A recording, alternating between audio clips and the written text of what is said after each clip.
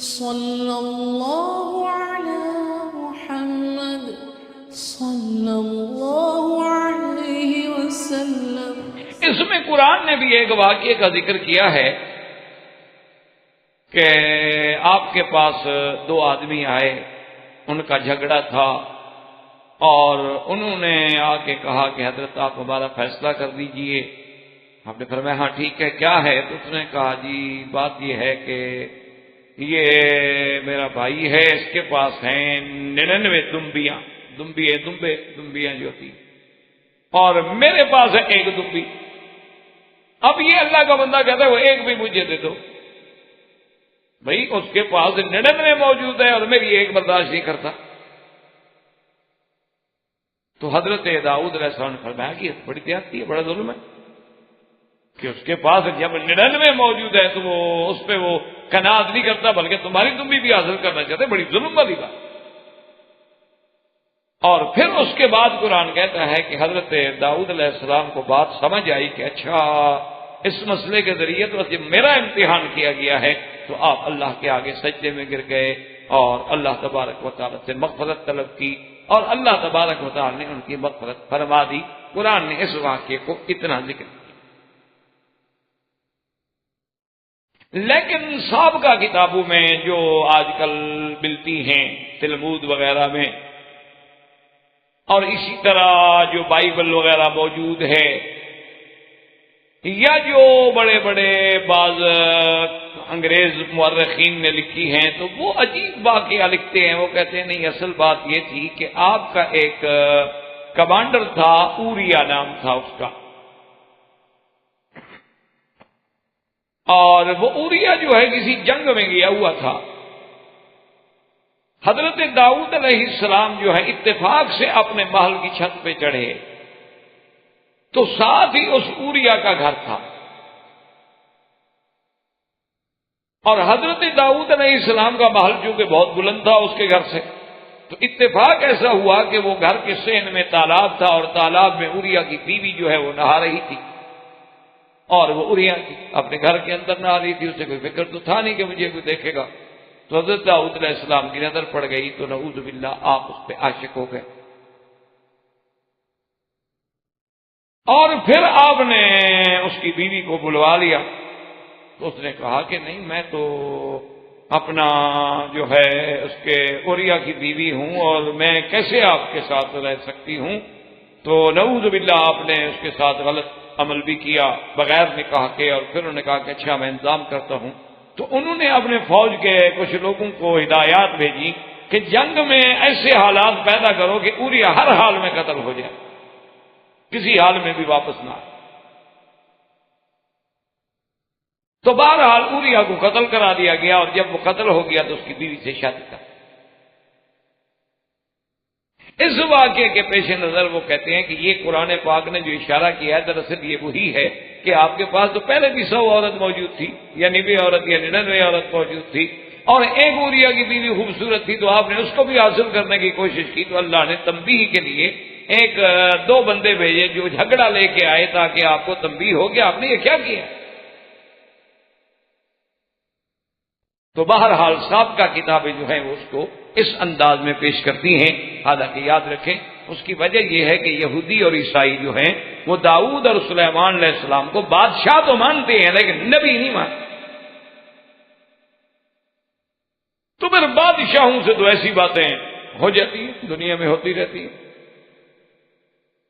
لیکن ہمارے ایمان میں اور قرآن و سنت کی روشنی میں تو داؤد علیہ السلام بھی نبی ہیں اور سلیمان علیہ السلام بھی نبی ہیں، اور نبی تو معصوم ہوتے ہیں۔ یہ جائے کہ نعوذ باللہ کسی کی بیوی کو دیکھیں اور پھر اس کو قتل کروا دیں اور پھر اس سے نکاح کر لیں، یہ عجیب بات ہوئی۔ تو یہ حکایت جو ہے دراصل یہ بالکل بے سند ہے اور روایات اسرائیلیہ سے ہے، اور وہ اتنا جیسے ہوتا ہے نا جی کہ اتنی کتابوں میں آئی ہے کہ ہمارے بعض علماء بھی اس کو اپنی کتابوں میں نقل کر بیٹھے ہیں۔ اصل بات یہ نہیں تھی، اللہ معاف کرے، اللہ کے نبی زنا سے پاک ہوتے، معصوم ہو۔ اللہ کے نبی ایسا ظلم نہیں کرتے کہ کسی آدمی کو ناجائز قتل کرواتے اور اس کی بیوی سے شادی کرتے۔ اور شادی سے پہلے بھی اپنے محل میں بلا کے نعوذ باللہ اس سے زنا کر. استغفر اللہ ثم استغفر اللہ. یہ تو بہرحال کوئی عیسائی اور یہودی بدبخت جرأت کرے بات کہنے کی، کیونکہ ان کا تو مذہب یہی ہے. آپ اخبار میں نہیں پڑھتے ہیں کہ راہب 11 سال لڑکی کے ساتھ بدفعلی کرتے ہوئے پکڑے گئے. اللہ معاف کرے. وہ تو عیسیٰ علیہ السلام کو بھی نہیں بخشتے.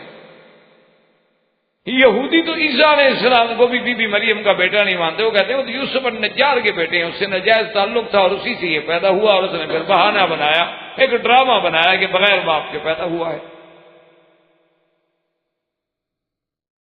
تو ہمیں تو یہودی اور عیسائی کی نظر سے تو نہیں پڑھنا ہے، ہمیں تو ایک مومن کی نظر سے پڑھنا ہے. اور ہمارا ایمان ہے کہ اللہ کے نبی پاک اگر ان سے کوئی غلطی ہو تو وہ ترک اعلیٰ ہوتا ہے، ترک اولا ہوتا ہے، بھول ہو سکتی ہے، نسیان ہو سکتا ہے، سہو ہو سکتا ہے، لیکن یہ تو نہیں کہ کبیرہ گناہ کا ارتکاب کیا. اسی لیے آپ سارے قرآن کا مطالعہ کریں. ظالموں نے یہ تو کہا کہ شاعر ہیں، ساحر ہیں، کاہن ہیں، جادوگر ہیں، نعوذ باللہ جھوٹ بولتے ہیں، لیکن کسی نے کردار پہ انگلی نہیں رکھی کسی پیغمبر کے، کریکٹر پہ اعتراض نہیں کر سکا. تو اس لیے اصل بات یہ نہیں تھی، اصل بات یہ تھی کہ حضرت داؤد علیہ السلام کو اللہ نے تنبیہ کی کہ یہ جو کچھ تم کرتے ہو یہ بھی میری توفیق ہے. عبادت کرنے دوں، روزہ رکھنے دوں، بادشاہی کرنے دوں، ذکر کرنے دوں، اگر میں نہ کرنے دوں تو آپ نہیں کر سکتے. آپ لا کے اہتمام کر دیں کہ کوئی مجھے نہ چھیڑے. تو جب آپ کا وہ وقت ہوتا تھا تو اس وقت میں کوئی داخل نہیں ہو سکتا تھا، دروازے بند ہوتے تھے، پہرا لگا ہوتا تھا، لیکن فرشتے انسانوں کی شکل میں اندر آ گئے. تو دراصل یہ تنبیہ تھی، ایک ویسے قصہ بنا کے فرشتوں نے پیش کی، ورنہ اس کا حضرت داؤد علیہ السلام سے کوئی تعلق نہیں. اب حضرت داؤد علیہ السلام کے ساتھ ہوا کہ ہاں میں نے واقعی غلطی کی. یہ تو سب کو جو بھی ہوتا ہے اللہ کی توفیق سے ہوتا ہے، انسان کے بس میں تو کچھ بھی. مجھے تو 2 آدمی آ کے ڈسٹرب کر دیا انہوں نے، حتیٰ کہ میں ڈر گیا کہ میرے گھر کیسے آ گیا بغیر اذن کے اور بغیر دروازے کے، بغیر دربان کے. تو وہ جو اللہ کے ذکر سے غفلت تھی، اور اپنے ذہن میں انہوں نے خدمت خلق کو اور لوگوں کے حقوق کے فیصلوں کو اہمیت نہ دی بلکہ عبادت کو اہمیت دی. تو اس پہ تنبیہ ہو گئی کہ اصل عبادت یہ ہے کہ میرے بندوں کی خدمت کرو. یہ نفلی عبادت ایک نفلی عبادت ہے، لیکن میری مخلوق کی خدمت کرنا جو ہے وہ تو بہت بڑی بات.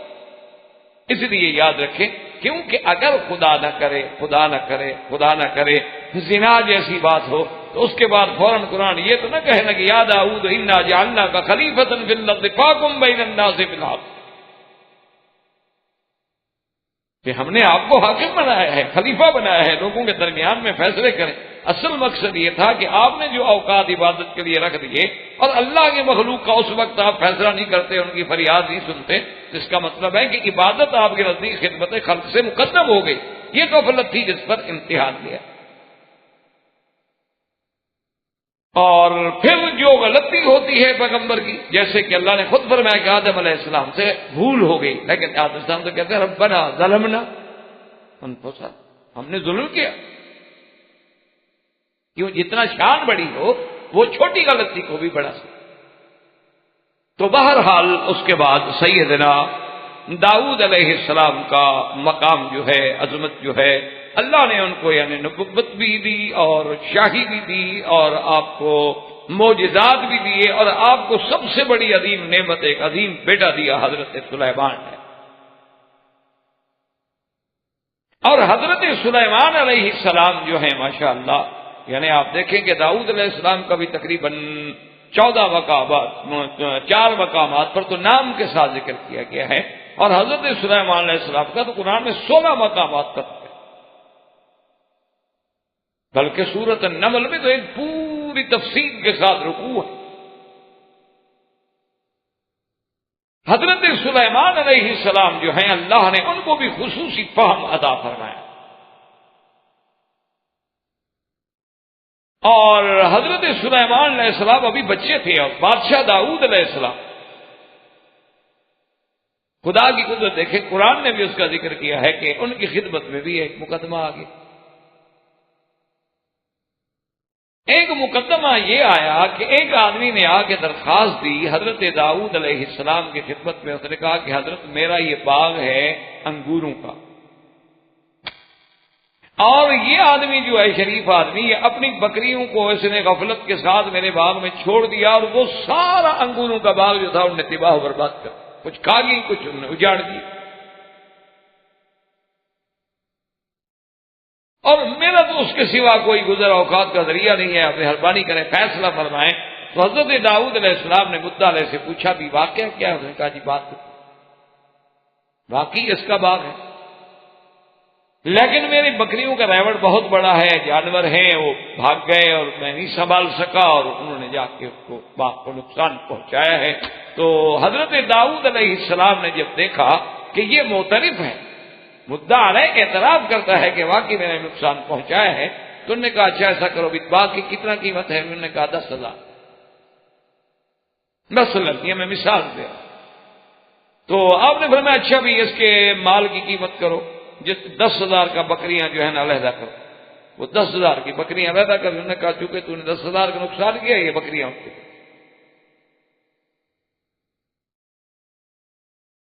انہوں نے کہا جی ٹھیک. حضرت سلیمان علیہ السلام اس وقت بالکل بچے تھے، ویسے محبت میں ابا جان کی خدمت میں بیٹھے رہتے تھے، تو فوراً بول پڑے کہنے لگے ابا جان فیصلہ تو آپ کا بالکل حق ہے کہ مدعی نے دعویٰ کیا، مدعا رہے نے اقرار کیا، اس کا جتنا نقصان ہے آپ دلوا رہے ہیں اس میں تو کوئی ٹھیک، بالکل ٹھیک، لیکن اگر آپ مجھے اجازت دیں تو میں اس سے بھی اچھا فیصلہ کر سکتا. تو حضرت داؤد علیہ السلام نے کہا اچھی بات، بیٹا اگر کوئی اچھی بات کرے تو والدین کو تو خوشی ہوتی ہے نا. تو انہوں نے کہا اچھا تم فیصلہ کرو. اس نے کہا بھی بات کرو، یہ 10,000 کی بکریاں جو ہے نا ٹھیک ہے، یہ تم لے جاؤ اور ان کا دودھ پیو، فائدہ اٹھاؤ. اور اس سے کہا دیکھو بات سنو، یہ جتنا باغ تم نے اجاڑا ہے نا دوبارہ لگاؤ انگور کی، پہلے دوبارہ کاشت کرو. جب یہ پھل تیار ہو جائے جیسے تیار تھا تو تم اپنی بکریاں لے جانا اور باغ اس کے حوالے کر دو، تو تاکہ نقصان بھی کسی کا نہ ہو. بکریاں پھر بکری والے کو مل جائیں گی، باغ پھر باغ والوں کو مل جائے گا. اتنے عرصے میں وہ بکریوں سے فائدہ اٹھائے گا، وہ محنت کرے گا، اس کو سزا بھی مل گئی. تو حضرت داؤد علیہ السلام بہت خوش، فرمایا کہ اچھا. اس لیے قرآن کہتے ہیں فَفَهَمْنَاهَا سُلَيْمَانَ، ہم نے سلیمان کو خصوصی فہم کہ اللہ نے ان کو ایسا قوت فیصلہ عطا. اور اسی طرح ایک فیصلہ جو ہے وہ بھی صحیح روایات میں موجود ہے کہ 2 عورتیں سفر میں تھیں، اور اتفاق کی بات یہ تھی کہ دونوں کے ہاں ولادت انہی دنوں میں ہوئی تھی. جیسے آپ دیکھتے ہیں نا جی، ایک دن میں 3 4 5 10 ولادتیں اکٹھی ہو جاتی ہیں ہاسپٹل میں. تو دونوں عورتوں کی ولادت جب ہوئی تو دونوں کے بچے سمجھے ہم عمر تھے، مثلا 5 دن کا ہے وہ بھی 5 دن کا ہے، وہ 10 دن کا ہے وہ بھی 10 دن کا ہے. رات کو جنگل کے سفر میں ایک عورت کا بچہ جو تھا نا چھوٹا، وہ ساتھ سویا ہوا تھا، ایک بھیڑیا آیا اور بچے کو اٹھا کے لے. اب وہ ماں جو تھی نا جب اٹھی تو اس نے دیکھا وہاں جانور کے نشان بھی ہیں اور بیٹا بھی غائب ہے. وہ سمجھ گئی کہ جانور اٹھا کے لے گیا ہے، تو اس نے شور مچا دیا. اس نے کہا کہ میرا بیٹا ایسا عورت نے اٹھا لیا، کیونکہ اس کے بعد بھی تو بیٹا تھا بیچاری کے. اب یہ مدعی بن گئی. وہ انہوں نے کہا نہیں ہے تو میرا بیٹا ہے. انہوں نے کہا نہیں، اس کا بیٹے کو تو بگیاڑ اٹھا کے لے گئے تو میرا بیٹا ہے. اب چھوٹا بچہ ہو اور ہو بھی 5 دن کا، تو اتنی جلدی تو فیصلے نہیں ہو سکتے نا کہ اس کے نین نقش ملا لیے جائیں کہ کس کے ساتھ ملتے ہیں اور کس کے ساتھ نہیں ملتے. یا اس زمانے میں ابھی اتنی میڈیکل نے ترقی نہیں کی ہوگی کہ ٹیسٹ کر لیں. تو بہرحال ایک بڑا جھگڑا ہوا اور بڑا فتنہ ہوا اور دونوں طرف سے قبائل کھڑے ہو گئے، اور کیونکہ حضرت داؤد علیہ السلام کی خدمت میں داؤد علیہ السلام نے دونوں عورتوں کی باتیں سنی، دلائل سنے، ان کے حالات کو غور سے دیکھا. تو انہوں نے وہ جو 2 عورتوں میں سے ایک بڑی عورت تھی نا، حالانکہ وہ ناحق تھی، اس کا بیٹا نہیں تھا، لیکن وہ زبان میں اتنا تیز تھی اور دلائل دینے میں اتنی ماہر تھی کہ حضرت داؤد بھی متاثر ہو گئے. اسی لیے حضور پاک نے فرما دیا تھا کہ خبردار بعض اوقات تمہارے لوگ جو ہوتے ہیں الحن من بعض، ایک دوسرے سے زیادہ ذہین ہوتے ہیں، فتین ہوتے ہیں، بولنے میں زیادہ قوی ہوتے ہیں، اگر وہ اپنی چرب زبانی میں آ کر مجھ سے غلط فیصلہ کروا لے اور میں فیصلہ بھی کر لوں لیکن اللہ کے ہاں تو پکڑے جاؤ گے، تو ایسا ہو جائے۔ آپ کبھی کبھی دیکھیں نا یہ جی پیشہ ور لوگ جو ہوتے ہیں جناب، اللہ تبارک و تعالیٰ رحمت فرمائے ہوئے، ہمارے علاقے میں آدمی تھا، وہ پیسے لے کے جھوٹی گواہیاں دیتے، تو اس سے بہرحال ایک آدمی نے طے کر لیا کہ جی میں اسے کہا گواہی دو، میں گواہی دوں گا، 1000 کروں گا، ٹھیک ہے، لیکن اب چونکہ وہ آدمی تو جھوٹا تھا نا، جو بندہ باقاعدہ پیشہ ور جھوٹا گواہ ہو، پولیس کا ٹاؤٹ ہو اور لوگوں کے فرضی گواہیاں دیتا ہو، اس پر بھی تو اعتبار مشکل ہوتا ہے، تو اس لیے اس نے کہا کہ دیکھو بات سنو، تم ہو ناقابل اعتبار، تم گواہی دو گے، میں 1000 روپے جو ہے نا 7 بجے کو اکٹھے کھڑے ہو جائے گی چونکہ عدالت میں، جب گواہی ختم کرو گے تو میں تمہیں پکڑوا دوں، پہلے میں نہیں دوں گا، یا بعد میں آ کے لے لو یا اندر ہی مجھ سے لے، پہلے نہیں۔ اس نے کہا ٹھیک ہے گواہی کے بعد تو دو گے، گواہی کے بعد کیوں نہیں دوں؟ تو بہرحال اندر جا کے جب اس نے گواہی دی تو پوری جیسے اس نے سکھائی تھی پیسے لینے تھے پوری گواہی دے دی، اور اس کے بعد ہاتھ یوں کیے کہ بھی مجھے وہ 1000 روپیہ ملے۔ اب اس نے سوچا گواہی تو ہو چکی ہے، اس بدبخت کو 1000 روپے دینے کی کیا ضرورت، اب گواہی تو اس نے دے دی، جو ہونا تھا وہ ہو گیا۔ اب اس نے جناب ہاتھ کیا، اس نے کہہ دیا کہ نہیں ہے پیسے۔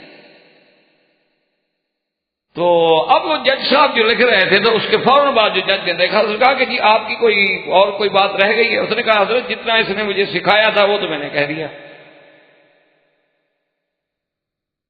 تو ایک لفظ میں ساری گواہی لڑ سکا، سکھایا کیا؟ انہوں نے جھوٹ ہی کہہ رہا تھا، یہ مجھے سکھا کے لے آئے تھے۔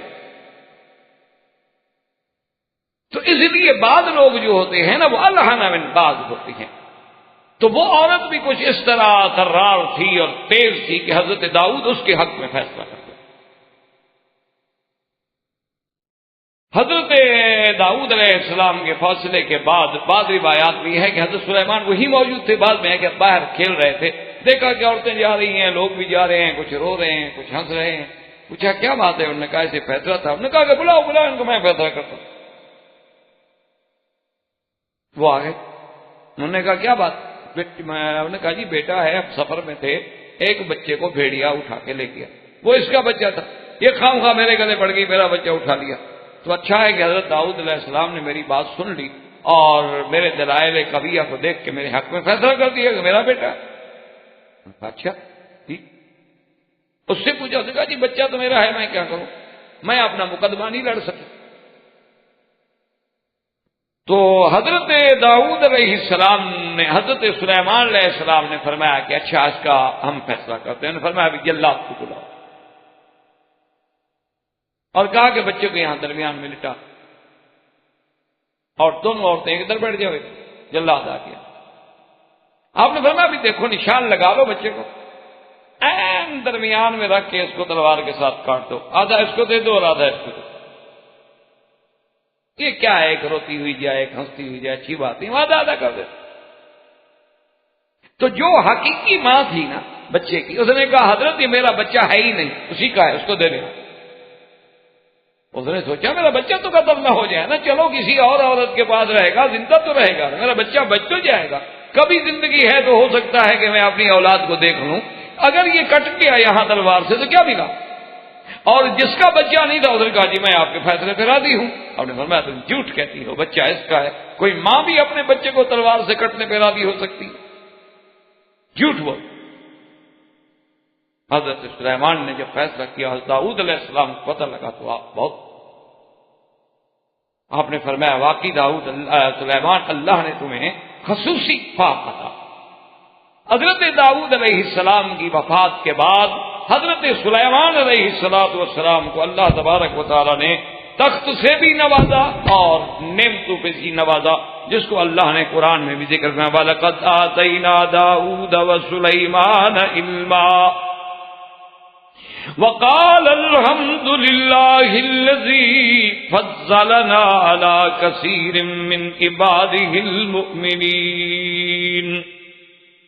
وَوَرِثَ سُلَيْمَانُ دَاوُودَ وَقَالَ يَا أَيُّهَا الناس علمنا منطق الطير وأوتينا من كل شيء إن هذا لهو الفضل المبين وحشر لسليمان جنوده من الجن والإنس والطير فهم يوزعون. اللہ تبارک تعالیٰ کہ ہم نے داؤد اور سلیمان کو علم عطا کیا اور انہوں نے اللہ کا شکر ادا کیا کہ اللہ نے ہمیں اپنے بہت سارے بندوں میں فضیلت عطا فرمائی ہے، اور فرمایا کہ ہم نے سلیمان کو داؤد کا وارث بنایا. یاد رکھو کہ وارث سے مراد مال نہیں، وارث سے مراد نبوت و حکمت ہے. اگر ورثے سے مراد مال ہو تو پھر اکیلے سلیمان تو بیٹے نہیں تھے داؤد علیہ السلام کے، داؤد علیہ السلام کے تو اور بھی بہت بیٹے. اسی لیے انبیاء کا مال جو ہے وہ میراث نہیں ہوتا بلکہ وہ صدقہ. اور اللہ تبارک و تعالیٰ نے موسیٰ حضرت سلیمان فرماتے ہیں کہ یا ایھا الناس، لوگوں، اللہ نے مجھے پرندوں کی بولیاں بھی سکھا دی ہیں. اللہ تبارک و تعالیٰ نے جنوں کو بھی آپ کے تابع کر دیا، پرندوں کو بھی تابع کر دیا، اور پھر ہر جانور کی بولی بھی سکھلا دی. یہ بھی اللہ نے علم عطا. اور اسی لیے حضرت سلیمان علیہ السلام کو اللہ نے جانوروں کی زبان بھی سمجھتے تھے، بولی بھی سمجھتے تھے، اور عادات بھی سمجھتے. اتنا اللہ نے آپ کو علم عطا فرمایا تھا. اسی لیے قرآن نے اس واقعے کو ذکر فرمایا ہے کہ آپ سلیمان علیہ السلام اپنے لشکر کے ساتھ گزر رہے تھے. جبکہ وہ وادی نمل پہ پہنچے تو ایک چیونٹی نے تقریر کی کہ یا ایھا النمل ادخلوا مساکنکم، کہ چیونٹیوں اپنے بلوں میں گھس جاؤ، لا یہدمنکم سلیمان وجنودہ، کہ سلیمان اور اس کا لشکر جو ہے تمہیں پیس نہ ڈالے اور ان کو پتہ بھی نہیں ہوگا. فتبسم ضاحکا، تو حضرت سلیمان علیہ السلام جو تھے بہت مسکرائے.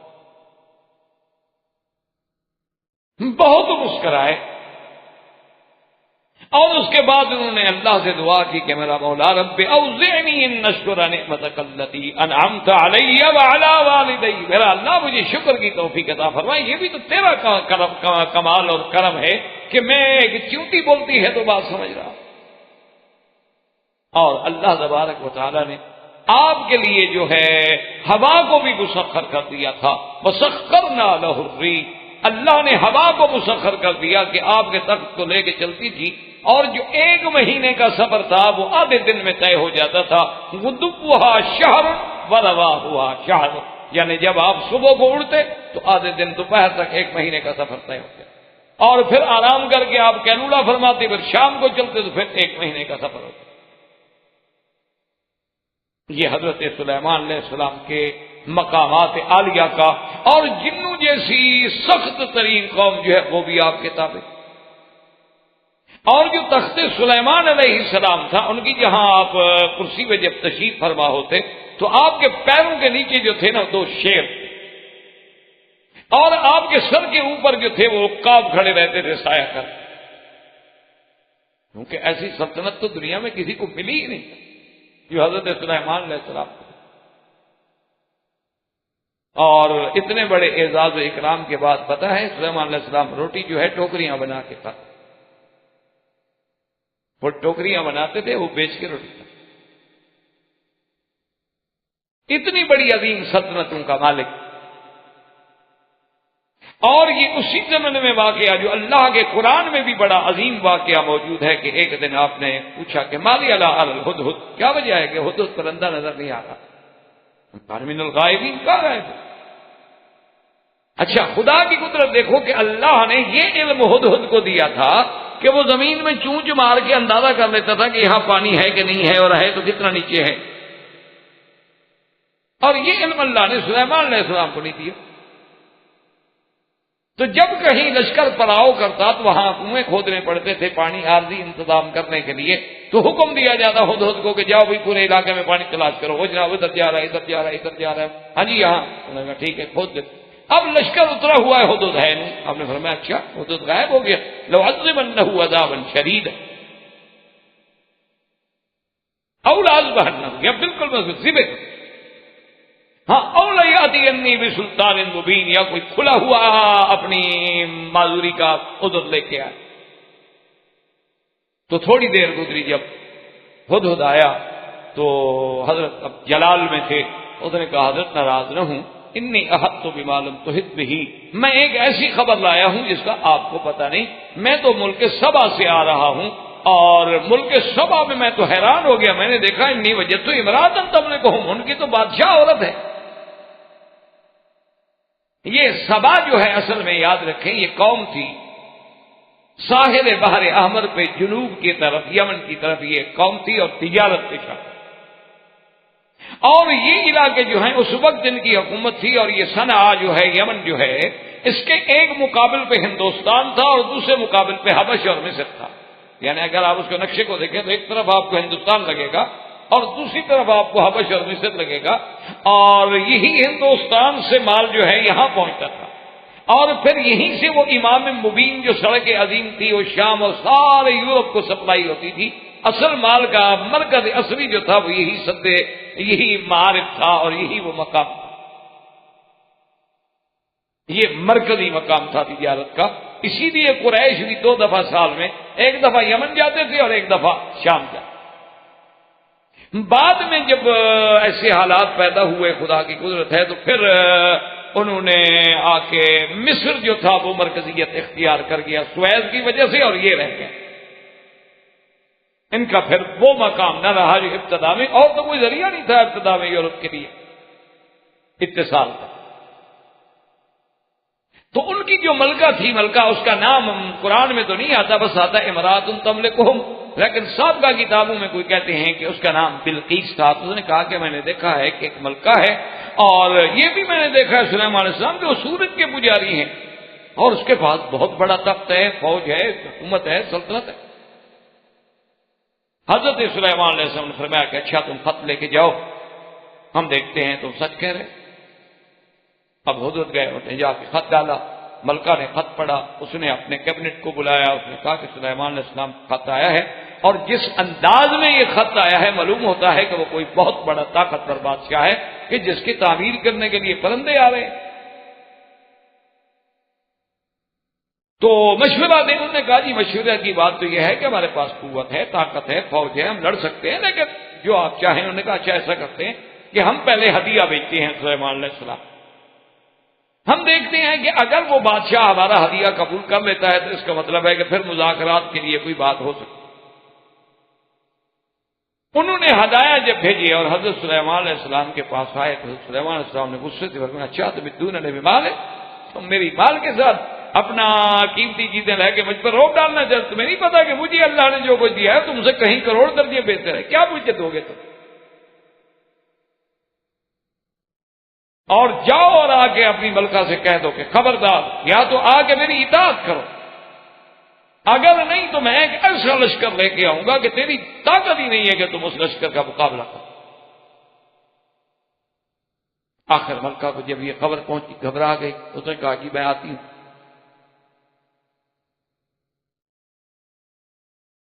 اسی لیے اللہ کی حکمت ہے نا، اللہ فرماتے ہیں کہ عورت سربراہ نہیں بن سکتی۔ اور بعض لوگ ہم مولوی پہ ناراض ہوتے ہیں، کہتے ہیں دیکھو جی قرآن میں تو ہے کہ عورت بادشاہ تھی، یہ نہیں پوچھتے کہ وہ کافر تھی یا مسلمان۔ تو اگر کوئی کافر عورت کام کرے تو اس کی اقتدا کرنا ہمارے اسلام میں جائز ہے۔ بات تو اللہ رسول کے حکم کی ہوتی ہے، اللہ تبارک و تعالیٰ تو اس کو 10 میٹر کی مسجد میں امام نہیں بناتا، آپ کہتے ہیں پورے ملک میں کوئی امام بنا رہے، تو بدقسمتی کی بات۔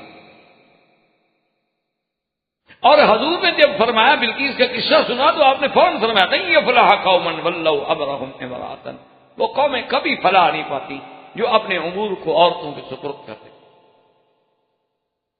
اسی طرح حضور نے فرمایا تھا کہ علامات قیامت میں ہے امورکم الی نسائکم، کہ جب تمہارے معاملات عورتوں کے ہاتھ میں آ جائیں اور تم پکے زن مرید بن جاؤ تو فرمایا فبطن الارض خیر من ظہرھا، پھر بہتر ہے کہ آدمی مر جائے، اس بغیرت کی زندگی سے گزارنے سے تو بہتر ہے کہ مر جائے، زمین کے اوپر چلنے کی کیا ضرورت ہے، اس سے پیٹ میں چلا جائے۔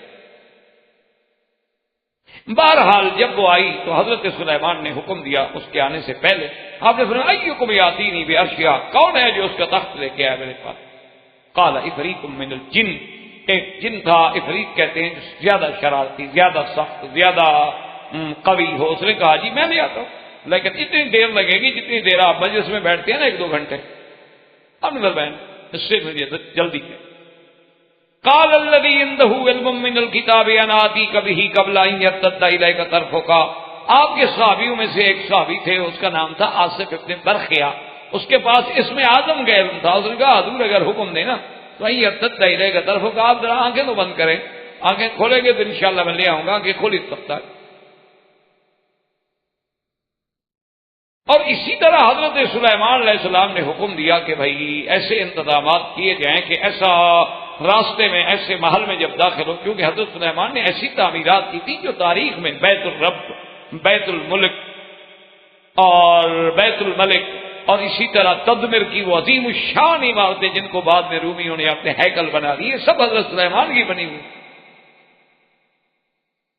بیت المقدس، ہیکل سلیمان، یہ سب تعمیرات جو ہیں حضرت سلیمان علیہ السلام کے زمانے. تو اب جناب حضرت سلیمان علیہ السلام نے ایک حکم یہ بھی دے دیا کہ ایسے انداز میں ایسا کریں کہ وہ شاہی محل کا جو راستہ ہے نا، نیچے ہاؤس بنا دیں، اوپر شیشے کی چھت ڈال دیں، نیچے پانی لبالب بھرا ہوا ہو. اب جناب وہ ملکہ جب وہاں پہنچی تو اس نے سمجھا کہ یہ تو پانی ہے، شاید یہاں کوئی ایسا انتظام ہوگا کہ پہلے پانی میں چل کے پھر محل میں داخل ہونا پڑے گا. فکشفت عن ساقیہا، اس نے اپنی پنڈلیاں کھول لی. تو اس کو کہا گیا کہ بی بی یہ کیا کر رہی ہو؟ ھذا سرح ممرد من قواریر، یہ پانی نہیں، اوپر تو شیشہ ہے، پانی تو نیچے ہے. قالت رب انی ظلمت نفسی، اس نے توبہ کی اور اس کے بعد اسلام لے آئی.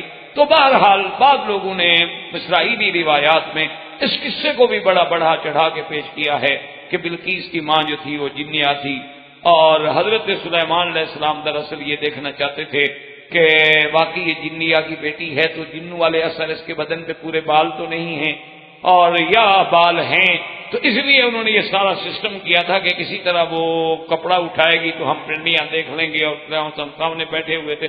نعوذ باللہ، پھر اس دور کے کسی بادشاہ کا اور محمد شاہ رنگیلے کا پھر فرق تو کوئی نہ ہوا، نہ نبی میں نہ اس میں.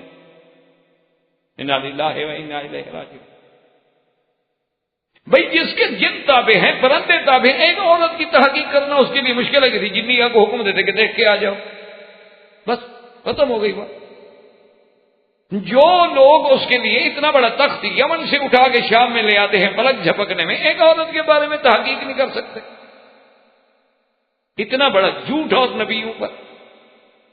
اصل بات یہ تھی کہ حضرت سلیمان علیہ السلام اس کو توحید کا سبق دینا چاہتے تھے کہ دیکھو بی بی، تم نے سورج کو خدا سمجھ لیا ہے، جیسے یہاں تم نے شیشے کو پانی سمجھ لیا، تم نے یہاں بھی تو دھوکہ کھایا ہے نا.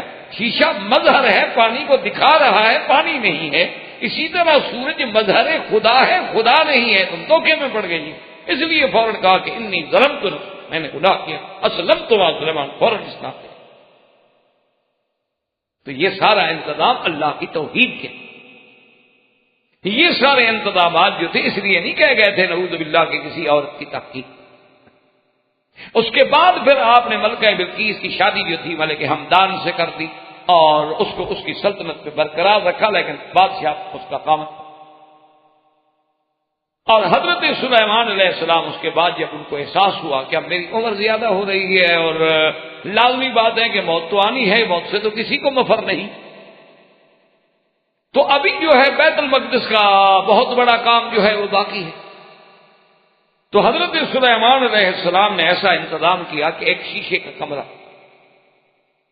اور شیشے کے کمرے میں کھڑے ہو گئے اور جنوں کو بلایا سرداروں کو کہ دیکھو تم یہ کام جاری رکھو، میں ذرا عبادت کے لیے اندر جا رہا ہوں اور میں کچھ دن عبادت کروں. انہوں نے کہا جی ٹھیک. وہ اپنے اپنے کام میں لگ گئے. حضرت سلیمان علیہ السلام عبادت کے لیے مشغول ہو گئے، اور اسی عبادت میں آپ ایک لکڑی کو سہارا بنا کے کھڑے ہو گئے، اور اللہ تبارک و تعالی نے حکم دیا فرشتے کو کہ اسی طرح کھڑے کھڑے میرے سلیمان کا روح قبض کر. روح قبض ہو گیا لیکن سلیمان کھڑے. وہ جن جو تھے جو کام کرنے والے تو بڑی مشقت کے کام تھے نا، بڑے بڑے پہاڑوں کو توڑنا اور محل بنانے، اور وہ آگے دیکھتے بھی سلیمان کہتے جی نماز پڑھے ابھی آئیں گے تو پھر ماریں گے، کام کرو بھی شامت. وہ جناب کام میں لگے رہے، اور اتفاق ایسا ہوا کہ جب عمارتیں مکمل ہو گئی اور اللہ نے بھی اپنا فیصلہ دکھلانا تھا کہ ابھی کوئی جنوں کو علم غیب نہیں ہوتا. یہ لوگ کہتے ہیں نہیں میرے جن تابع ہیں، غیب کی خبریں لے آتے ہیں، تو ان کو تو اپنا پتہ نہیں ہوتا تمہارے غیب کی خبریں کہاں سے لے. تو اب جناب یہ ہوا کہ اللہ نے حکم دیا دیمک کو کہ جناب پہنچو اور سلیمان علیہ السلام کی لکڑی کو ذرا نیچے سے کھانا شروع کرو. اثر تھا نا لکڑی کا، نیچے سے دیمک لگ گئی. اب دیمک نے کھانا شروع کیا تو کمزور ہوتا گیا، کمزور ہوتا گیا. جب وہ بالکل کمزور ہوا تو حضرت سلیمان علیہ السلام زمین پہ گرے. قرآن کہتا ہے ما دلهم علی موته الا دابۃ الارض تاکل من سأته فلما خر تبینت الجن ان لو كانوا يعلمون الغیب ما لبثوا في العذاب المهین. اب جب گرے تو اب جناب جنات کو پتہ لگا ہم تو 100 سال سے پتھر اٹھا رہے ہیں. اللہ نے فرمایا ان بدبختوں کو علم غیب ہوتا ہے 100 سال پتھر اٹھاتے رہے. یہ تو پہلے دن بھاگ جاتے کہ جس ہمارے ساتھ بہت ہو گیا ہمارا کوئی کیا بگاڑ. تو اس طرح حضرت سلیمان علیہ السلام کو بھی موت آئی، اور حضرت داؤد علیہ السلام اور سیدنا سلیمان علیہ السلام ان دونوں کو اللہ نے نبوت بھی، شاہی بھی اور بادشاہت بھی عطا فرمائی. اور ان کے بعد جب سلیمان علیہ السلام کا دور گزر گیا تو اس کے بعد پھر وہ بخت و نصر آیا جس نے آ کے بیت المقدس پہ تباہی. بیت المقدس کی تباہی کے بعد وہاں سے جو بندہ گزرا اس کا ذکر سورۃ البقرہ میں موجود ہے، لیکن قرآن نے نام نہیں لیا. لیکن راجع اقوال یہی ہیں اور راجع قول مبارک یہی ہے کہ اس سے مراد حضرت عزیر ہیں. او کالذی مر علی قریۃ وہی خاویۃ علی عروشہا، کہ جب انہوں نے آگے دیکھا قریہ بیت المقدس کو کہ بالکل اوندھی پڑی ہے، برباد ہو گئی ہے، تو بہت پریشان ہوئے اور کہا انا یحیی ہذہ اللہ بعد موتہا.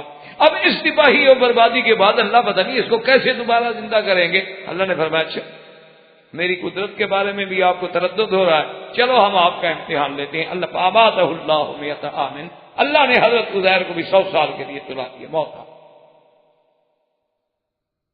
اب حضرت عزیر علیہ السلام 100 سال کے بعد اللہ نے حکم دیا زندہ ہو گئے. زندہ ہو گئے. اللہ نے فرمایا فرشتے سے ذرا پوچھو میرے پیغمبر سے کم لبثتا، کتنا عرصہ گزارا ہے جی؟ انہوں نے کہا جی لبثت یوما او بعض یوم، جب میں سویا تھا نا اس وقت سورج اوپر تھا تو ابھی ڈوب رہا ہے، بس آدھا دن سمجھ رہے ہیں، کچھ دن سمجھ رہے ہیں، اتنا ہی سوئے ہو. قال بل لبثت مئۃ عام، 100 سال گزر گیا ہے جناب کو. فانظر الی طعامک وشرابک لم یتسنہ، دیکھو اپنا پانی، ماکولات، مشروبات ان کو بھی ہم نے خراب نہیں ہونے دیا. وانظر الی حمارک، اور اپنے گدھا کو بھی دیکھو، دیکھو ہم اس کو کیسے زندہ کرتے ہیں. تم کہتے تھے نا انا یحیی ہذہ اللہ بعد موتہا. تو اب جناب ہوا چلی، ہڈیاں کٹھی ہو گئی، ان کے بعد ہڈیوں پہ گوشت چڑھنا شروع ہو گیا. 2 منٹ کے بعد گدھا کھڑا ہے، آوازیں لگا رہا ہے. تو حضرت نے کہا واقعی میرا اللہ آپ تو ہر چیز پہ قادر ہے، میرا ایمان ہے. اب جب آئے بیت المقدس میں تو کیا دیکھتے ہیں کہ جناب وہ تو آپ کی اولاد جو تھی، آپ کا بیٹا جو تھا اس کی عمر 118 سال ہو گئی، کیونکہ اب 100 سال تو بہت ہو گئے تھے. 18 سال کا تھا جب گھر سے نکلے تھے. تو ان کو آگے کہا کہ میں عزیر ہوں. انہوں نے کہا جی بات کہتے عزیر ہو بھائی، 100 سال کے بعد جو ملے باپ تو کون پہچانے. تو بہرحال بیٹے نے کہا کہ اچھا بات یہ ہے کہ میرے ابا کے دونوں کندھوں کے درمیان میں ایک سیاہ داغ تھا، یہ نشانی ہے میرے ابا کی. ہم دیکھتے ہیں، دیکھا تو داغ تو موجود ہے. انہوں نے کہا داغ تو ہے. اور لوگ آگے، انہوں نے کہا کہ نہیں. حضرت عزیر کی علامت یہ تھی کہ وہ حافظ تورات. تو اگر آپ عزیر ہیں تو پھر ہمیں تورات سنیں. تو حضرت عزیر علیہ السلام نے اپنے حافظے کے طور پہ دوبارہ تورات سنائی.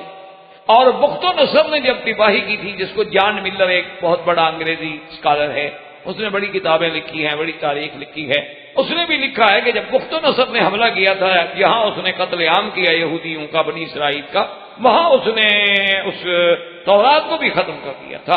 پھر عزیر نے آ کے، وہ عزیر نہیں لکھتا، وہ کہتا ہے عزارا، حالانکہ نام حضرت عزیر.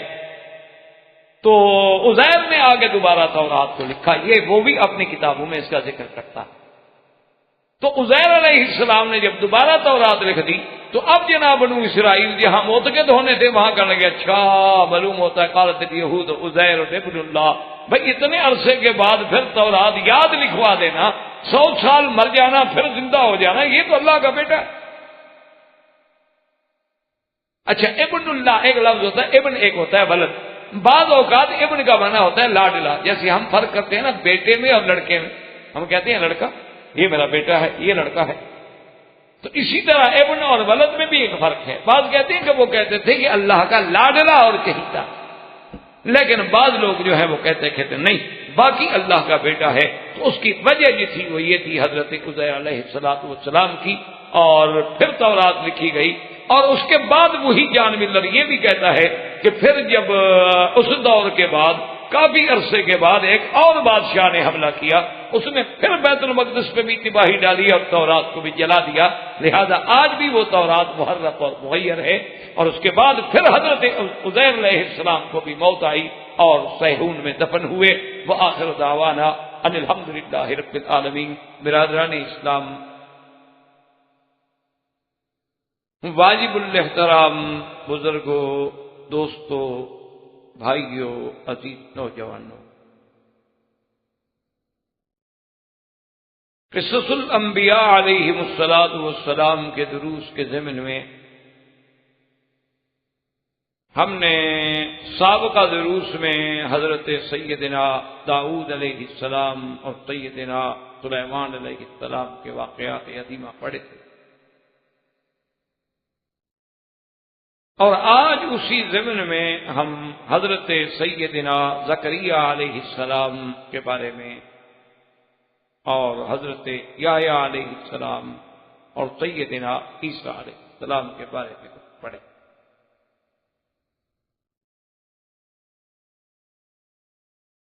حضرت زکریا علیہ السلام جو ہیں یہ بھی سیدنا داؤد علیہ السلام کی اولاد میں سے، اور حضرت زکریا علیہ السلام کا ذکر جو ہے قرآن پاک میں تقریباً 4 سورتوں میں آپ کا ذکر مبارک ہے، اور آپ اللہ کے بڑے شان والے پیغمبر ہیں، اور آپ کی اہلیہ جو ہیں وہ سلالہ سیدنا ہارون علیہ السلام، اور سیدنا زکریا علیہ السلام جو ہیں یہ بھی ان پیغمبروں میں ہیں جنہوں نے اپنی زندگی جو ہے وہ زہد کے ساتھ گزاری۔ اور ایک صحیح حدیث مبارک میں یہ بھی آتا ہے کہ حضرت زکریا علیہ السلام کان نجارن، یعنی آپ بڑھی کا آپ کام کرتے تھے اور اس سے آپ اپنی روزی حاصل کرتے۔ اصل میں اگر ہم انبیاء علیہ السلام کے قصص مبارک میں اس بات پہ توجہ کریں کہ اللہ نے ہر نبی کو کوئی نہ کوئی عمل عطا فرمایا، یعنی آپ دیکھیں کہ نوح علیہ السلام کو اللہ نے، سیدنا نوح علیہ السلام کو اللہ تبارک و تعالی نے کشتی بنانے کا کام سکھایا، یعنی درخان بڑھی کا کام سکھایا گیا، اور حضرت نوح علیہ السلام نے کشتی بنائی۔ اسی طرح حضرت زکریا علیہ السلام جو ہے کان نجار، اور حضرت داؤد علیہ السلام کو اللہ نے زرہ بنانے کا اور آپ کے ہاتھوں میں لوہے کو وَلَنَّا لَهُ الْحَدِيدَ أَنِ اعْمَلْ سَابِغَاتٍ وَقَدِّرْ فِي السَّرْدِ۔ اور میرے آقا سرکار دو عالم صلی اللہ علیہ وسلم نے یہ بھی ارشاد فرمایا ہے کہ میں نے بھی مکے والوں کی بکریاں چرائیں، اور تقریباً ہر انبیاء علیہ السلام اپنے اپنے دور میں وہ بھی ان کو بھی ایسے حالات تھے۔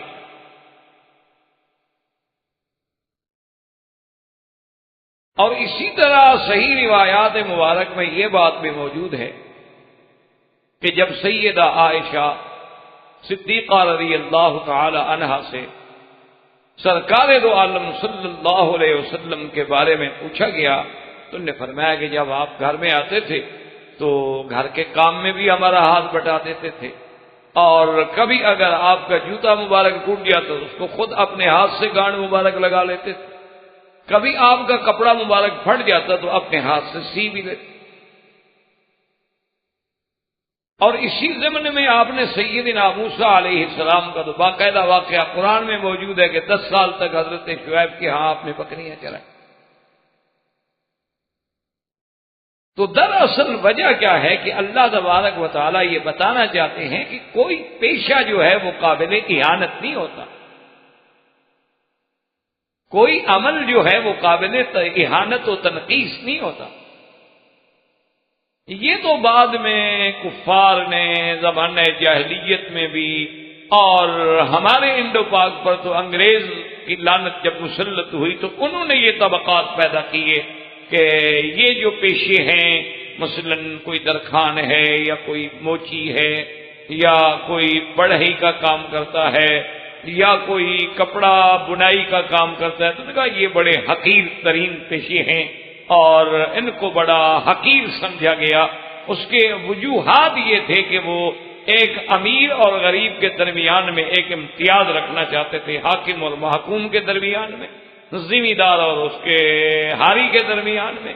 اسی طرح وڈیرے اور چودھری اور اس کے ماتحت علاقوں میں، تاکہ وہ لوگ غلاموں کی طرح ان کے سامنے رہیں اور انہیں کبھی یہ جرت نہ ہو اور وہ فطری طور پہ یہ سمجھیں اپنے آپ کو کہ ہم تو بڑے حقیر پیشے کے.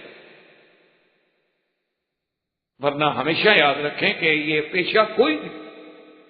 اصل حقیر چیز وہ ہے جو قرآن و سنت کے خلاف ہو. ایک آدمی چوری کرتا ہے، ایک آدمی ڈاکہ ڈالتا ہے، ایک آدمی سود کھاتا ہے، ایک آدمی جوا کھیلتا ہے، وہ چیزیں حرام، وہ قابل اہانت ہے، قابل توہین. لیکن ایک آدمی مزدوری کرتا ہے، ایک آدمی درزی ہے، ایک آدمی حجام ہے، ایک آدمی سالون پہ کھڑا ہے، اور یہ سارے ہنر جو ہیں اور یہ سارے پیشے جو ہیں اللہ کی حکمتیں ہیں کہ اللہ نے ایک دوسرے کا ہمیں محتاج بنا دیا. یعنی جیسے ایک سرمایہ دار کا سرمایہ نہ ہو تب بھی گاڑی نہیں چل سکتی، لیکن بڑے سے بڑا صنعت کار یا سرمایہ دار اور مزدور کی محنت نہ ہو تب بھی گاڑی نہیں چل سکتی. اللہ تبارک و تعالیٰ نے آپ کے پاس بڑے سے بڑا قیمتی کپڑا ہو لیکن سینے والا نہ ہو تو آپ کیسے پہنیں؟ آپ کے پاس جناب بڑے سے بڑی صحت و طاقت ہو لیکن جوتے کی بھی تو ضرورت ہے، کوئی جوتا بنانے والا ہوگا تو آپ جوتا خریدیں. تو یہ دراصل ہمیشہ یاد رکھنا ہے کہ یہ پیشے، اگر کوئی کام یا پیشہ قابل توہین ہوتا تو اللہ کبھی اپنے انبیاء کو وہ کام نہ کرتے. کیوں؟ انبیاء کی شان اتنا بلند ہوتی ہے کہ اللہ تبارک و تعالیٰ ان سے کبھی ایسا کام نہیں لیتے جو قابل اہانت. اور بعض مذاہب جو ہیں خیر وہ تو اپنی جاہلیت و عصبیت کی وجہ سے، جیسے ہندوازم ہے، ان کے ہاں اب بھی آپ دیکھ لیں اونچی ذات والے اور چھوٹی ذات والے، ان کے ہاں اب بھی جو اونچی ذات کے لوگ ہیں ان کا بالکل مقام ہی الگ ہے. چھوٹی ذات والے کو تو یہ حق ہی نہیں کہ ان کے سامنے آگے بیٹھ سکے یا ان کے برتن کو ہاتھ لگا. یعنی اس دور میں بھی، یعنی دنیا وہاں کتنا آگے چلی گئی، اور وہ ملک جو اپنے کمپیوٹر کی تعلیم پہ اور اس میں جدید اس معلومات کی دنیا میں فخر کرتا ہو کہ میں اتنا آگے بڑھ گیا ہوں کہ بڑے بڑے ملک مجھ سے لوگ کام کرنے والے مانگ رہے ہیں، اس کے عصبیت کا یہ عالم ہو کہ ایک اونچی ذات ہے اور ایک چھوٹی ذات. اس لیے بہرحال سیدنا زکریا علیہ السلام کا عمل مبارک یہ تھا، اور اللہ کے نبی تھے. اور ہیکل سلیمان علیہ السلام جو حضرت سلیمان علیہ السلام نے مسجد اقصیٰ کے ساتھ تعمیر فرمایا تھا اور جسے جنات نے تعمیر کیا تھا، اسی کے اندر آپ کا قیام تھا. گویا وہ اللہ کے گھر کے اور صخرہ اور مسجد اقصیٰ اور ہیکل سلیمانی کے سب سے بڑے رکھوالے سمجھ لیں، سب سے بڑے ناظر سمجھ لیں، یا ان کو آج کل کے الفاظ میں جیسے کہتے ہیں کہ مجاور تھے، یعنی مستقل اپنے آپ کو وہاں رکھنے والا جو جیوار اختیار کر لے، ہمسائیگی اختیار کر لے، اور ایک قسم کا اپنے آپ کو لازم. اور آپ کے زمانے میں آپ کے خاندان میں سے ایک شخص تھے جن کا نام عمران تھا، اور وہ بڑا صالح تھا. بہرحال ان کے بارے میں یہ تو ہمیں نہیں ملتا کہ وہ نبی تھے، لیکن وہ ایک مرد صالح. ان کی بیوی جو تھی امراۃ عمران وہ حاملہ تھیں اور ان کے خامند حضرت عمران فوت